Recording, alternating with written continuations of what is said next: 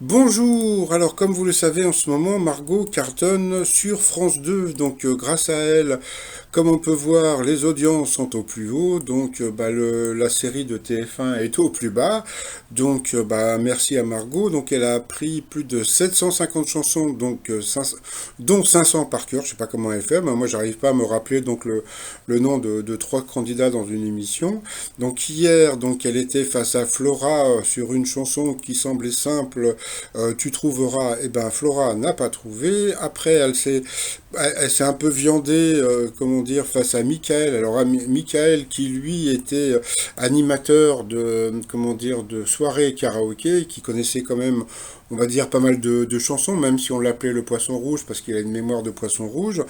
Mais franchement, la chanson sur laquelle, comment dire, il était face à elle, c'était hyper simple, hein, la vie par procuration de Goldman. Donc, il a pas trouvé. Donc, Margot a encore gagné. Donc, elle est partie hier avec 236 000 euros de gains.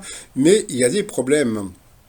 Les problèmes, qu'est-ce que c'est? C'est que Nagui a revendu, quoi, il a vendu son émission aussi à la RTBF, d'accord? Donc la RTBF, c'est une chaîne qui est en Belgique, et le problème de la RTBF, c'est que les émissions commencent à 17h50.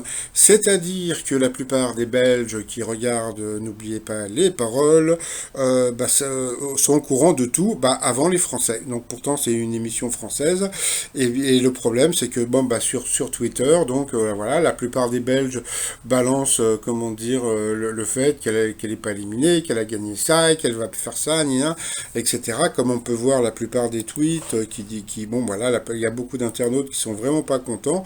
Donc, eh bien, je sais pas si Nagui va dire ou faire quelque chose. Bon, je sais pas s'il perd en, comment dire, en audience, mais bon, en audience cumulée entre la Belgique et puis la France, eh bien, en ce moment, grâce à Margot, il cartonne.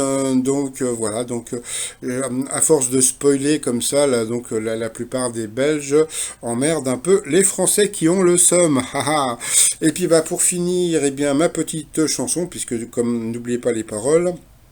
Ma petite parodie, Carlos Ghosn, je préfère voyager dans ma cantine pour revoir mes copains et mes copines.